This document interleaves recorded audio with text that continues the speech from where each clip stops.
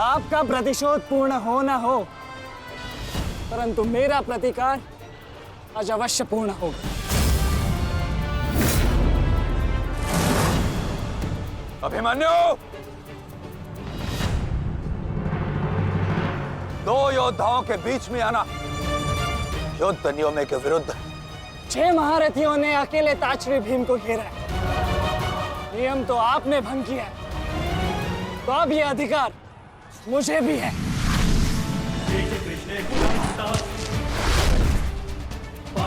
अभिमन्यु! चक्रबंधास्त्र।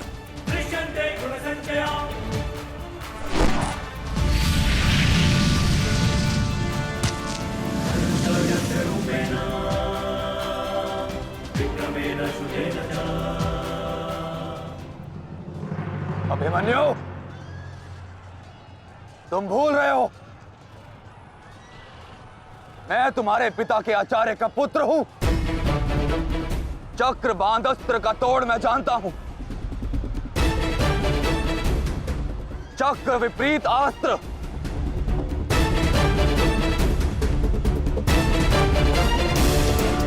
भूल तो आप रहे हैं महारथी। विपरीत अस्त्र तभी कार्य करता है जब युद्ध नीति गत हो। एक योद्धा पर आप सभी ने आक्रमण कर युद्ध नीति भंग की। अब अपनी इस अनीति का दमन देखिए। बालक! बालक! मेरी शत्रुता तुमसे नहीं है। मेरे मार्ग से हट जाओ, अन्यथा अपने प्राणों से हाथ धो बैठोगे। धो तो आज मैं उस कलंक को दूंगा जो मेरे परिवार के माथे पर है, कि अपने कुलवधु के अपमान का प्रतिकार नहीं कर पाए।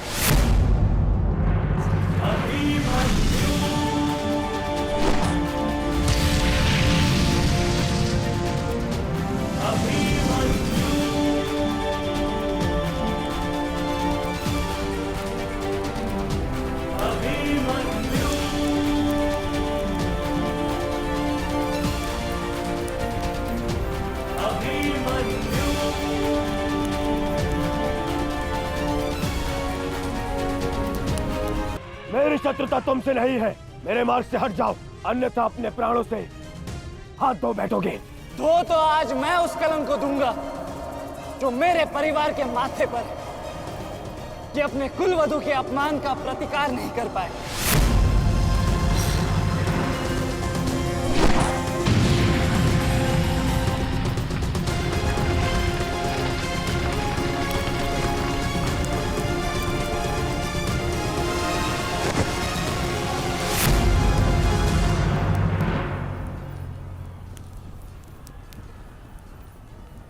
अनुभव करो इस ज्वाला को युवराज दुर्योधन।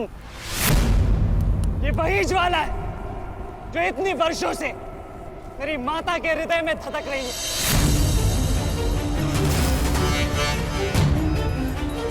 छोटा था मैं बहुत, पर मेरा रोम रोम जल उठता था ये सुनकर कि मेरी माता के साथ क्या हुआ। सोचो, मेरे माता पिता और मेरे काकाओं पर क्या बीती होगी जब उन्होंने वह दृश्य देखा। मेरे माता पर क्या बीती होगी जब सहस्त्रों आंखें उनके वस्त्रहीन होते शरीर पर पड़ रही थी। आज मैं आपको उस अपमान का अनुभव कराऊंगा। आपकी पूरी सेना और महारथियों के समक्ष आपका वस्त्र हरण करूंगा और कोई कुछ नहीं कर पाएगा।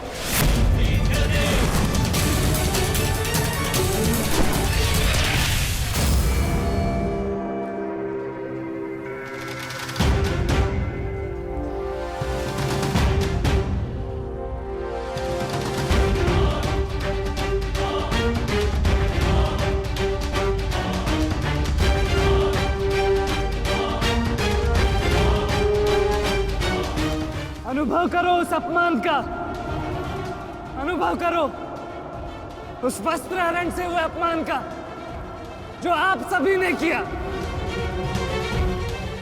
नदी जब सीमा तोड़ती है तो बाढ़ आती है, आज आपकी पाप की धारा की बाढ़ में आप स्वयं बह जाएंगे काकाश्री।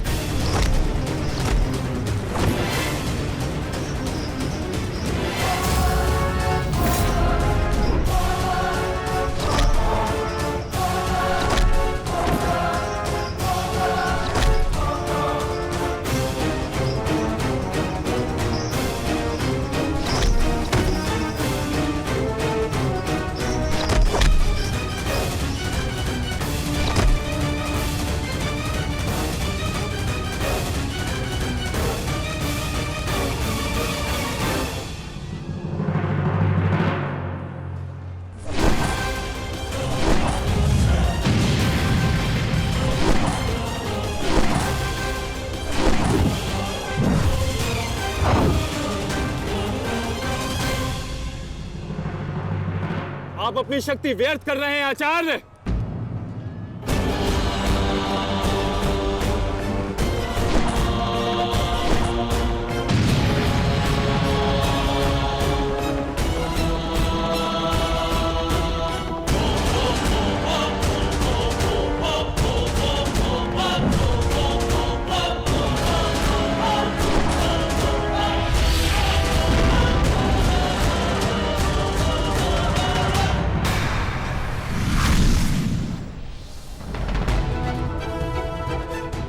दुर्योधन को मेरी सहायता की आवश्यकता है।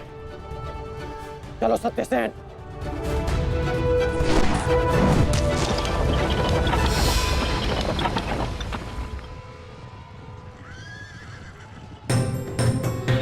कहां चले अंगराज?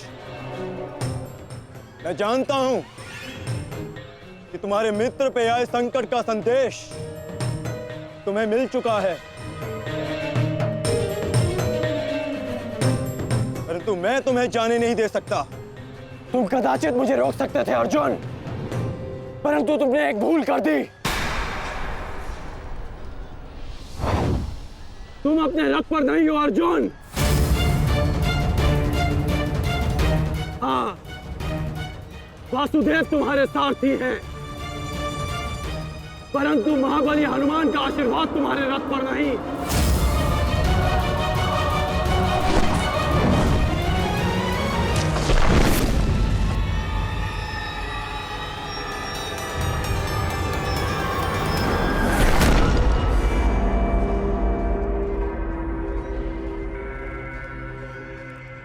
चलो। मैं अभी भी पराजित नहीं हुआ हूं कर्ण। तुम इस प्रकार द्वंद छोड़कर नहीं जा सकते।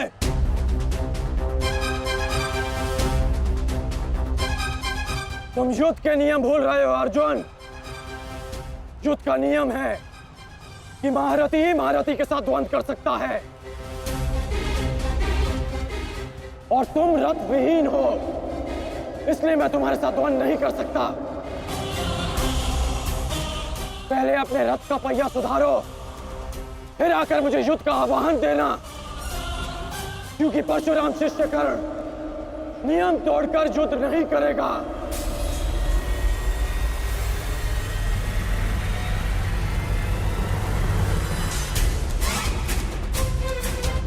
चलो सत्यसेन।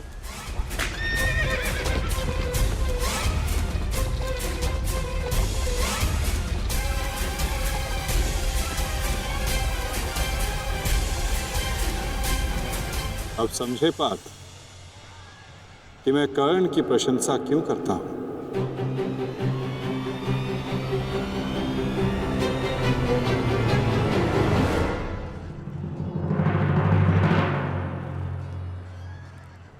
मानता हूं कि आपका वध करना काकाश्री की प्रतिज्ञा थी। उनकी प्रतिज्ञा को भंग करने का दंड मैं सह लूंगा, परंतु आज अपनी माता के अपमान का दंड मैं आपको अवश्य दूंगा।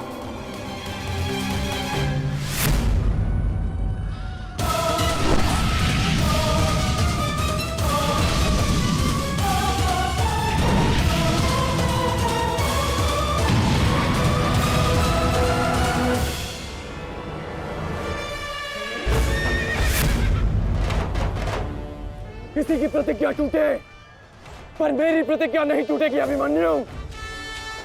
और मेरी प्रतिज्ञा है कि जब तक मैं जीवित रहूंगा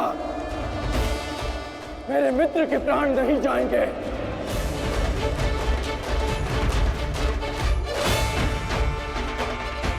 यदि जीवित रहना चाहते हो तो पीछे हट जाओ अभिमन्यु। आप भूल रहे हैं अंगराज कि मैं किसका पुत्र हूँ। पीछे हटने के बारे में सोच भी नहीं सकता। तो प्रहार सहने के लिए तत्पर रहो।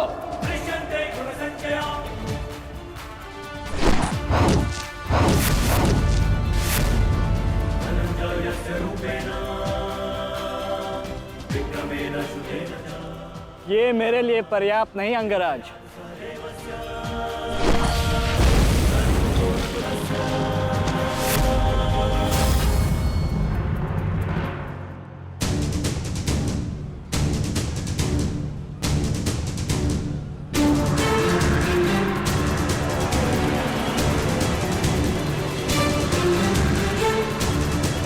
ना मेरे पास बाणों की कमी है और ना प्रहारों की। ये अंतिम अवसर है अभिमन्यु, लौट जाओ।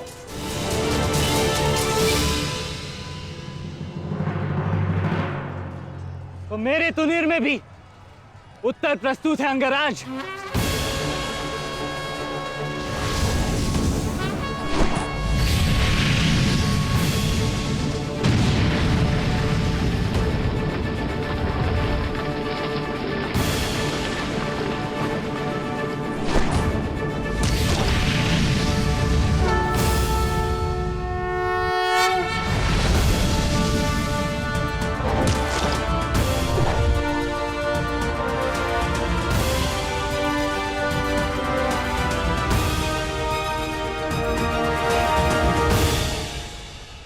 मैं तुम्हारा सामर्थ्य स्वीकारता हूं। तुम एक कुशल योद्धा हो अभिमन्यु, किंतु कुशल होने के साथ साथ बुद्धिमान होना भी आवश्यक है। लौट जाओ। यदि कल युद्ध करना चाहते हो तो आज जीवित रहना सीखना होगा। लौट जाओ अभिमन्यु।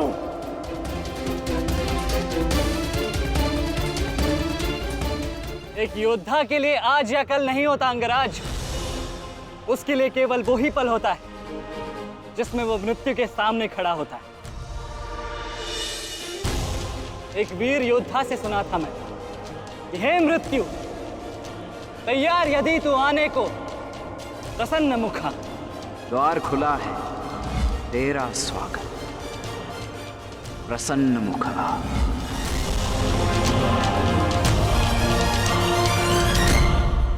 मुझे रोकने का अब केवल एक ही अस्त्र है आपके पास। ये आपको मेरा वध करना होगा। तो लीजिए अंगराज, अपने पुत्र के मृत्यु का प्रतिशोध लीजिए। आपके समक्ष आज वो योद्धा खड़ा है जिसके पिता ने आपके पुत्र का वध किया था। प्रतिकार कीजिए अंगराज, रुके क्यों है? क्योंकि जो पीड़ा मैंने सही, मैं नहीं चाहता कि वो पीड़ा मेरा शत्रु भी सहे। कृष्ण ने अपना विकल्प स्वयं चुना था। वो रणभूमि छोड़कर जा सकता था, परंतु उसने मृत्यु चुनी। गर्व है मुझे तुम जैसे युवा योद्धाओं पर, जो अपना कर्तव्य पूर्ण करने के लिए सदैव तत्पर रहते हैं। मैं जानता हूं कि तुम पीछे नहीं हटने वाले अभिमन्यु, परंतु मुझे भी अपना कर्तव्य पूर्ण करना है।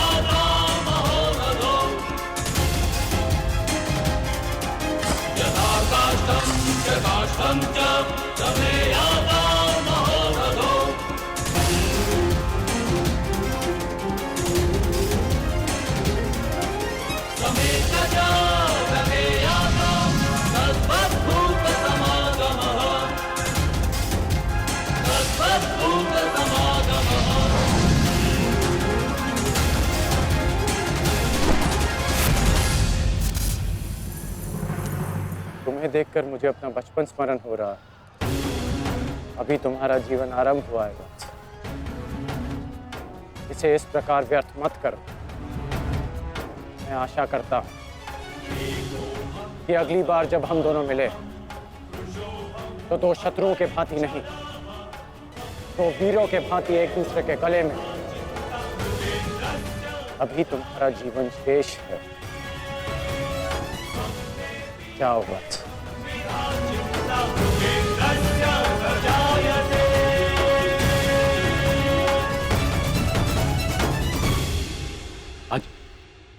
आज कौरवों की विजय हुई है गांधारी। पांडवों की एक अक्षुणी सेना को ध्वंस कर दिया है हमने आज। भीम हमारे एक भी पुत्र को क्षति नहीं पहुंचा पाया, एक भी।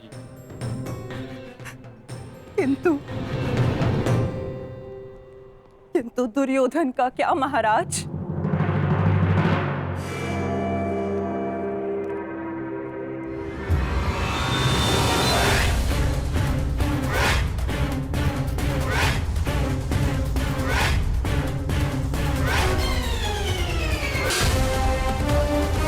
मित्र,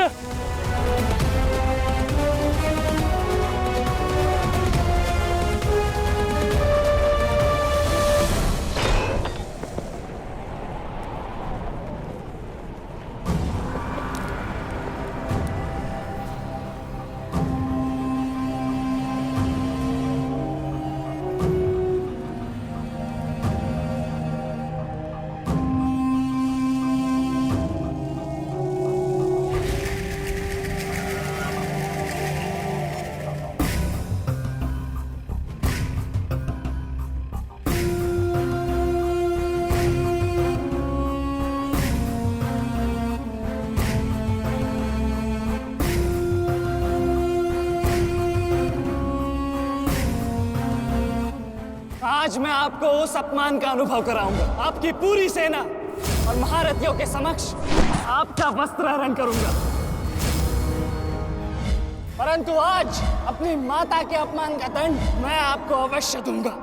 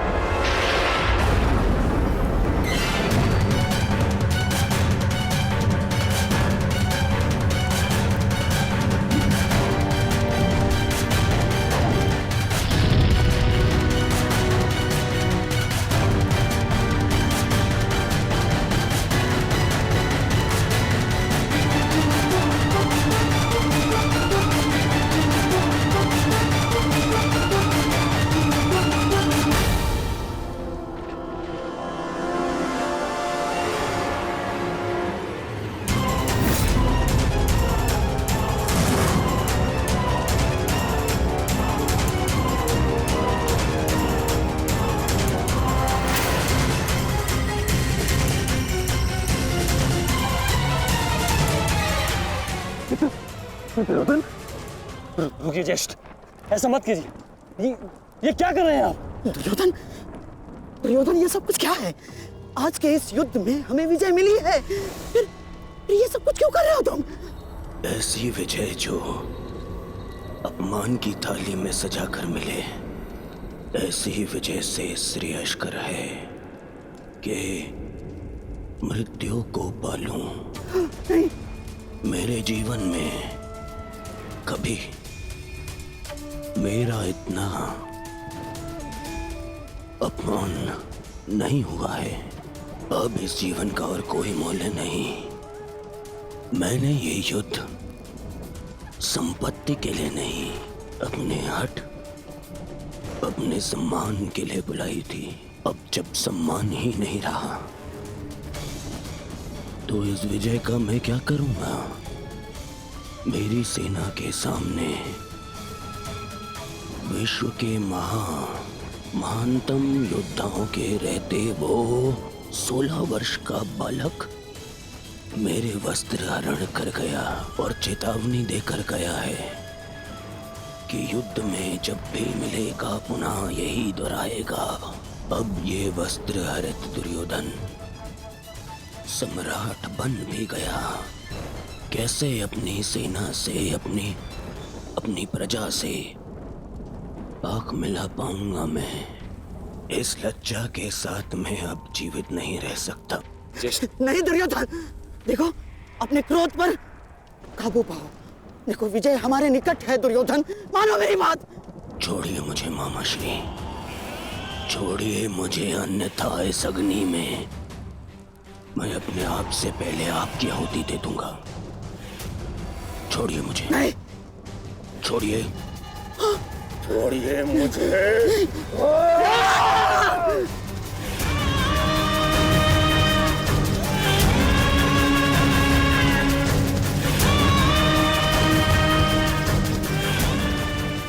नहीं नहीं दुर्योधन, देख क्या रहे हो मूर्खों? कोई रोको इस अनर्थ को।